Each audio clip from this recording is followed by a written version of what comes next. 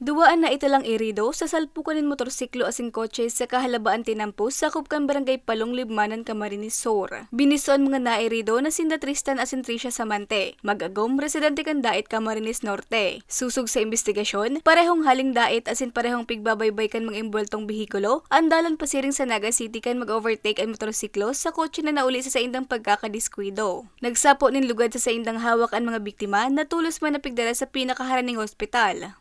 Pun kang mahiwas ng maneho sa tuyang tinampo, base po sa tuyang obserbasyon, nigdiyo sa sa Banwaan ni Libmanan, maski sa man nganing lugar, kung saan yung lugar naghiwasan sa tuyang tinampo, saka nagdagdag si mga insidente ning kuyan, road crash or mga vehicular incident, minhuli po sa siyempre gitiwalaan sa tuyang mga drivers na mahiwas, bagayon sa tuyang tinampo, alagad ang aksidente po nga ni baga, kaya taman yan na nakukontrol. Katakod kay ni, nagpatanid ang Libmanan Municipal Police Station sa mga motorista na maging defensive drivers nga ni daay maimbwelto sa aksidente. Para sa mga baratang tatak Bicol, Regine Boy.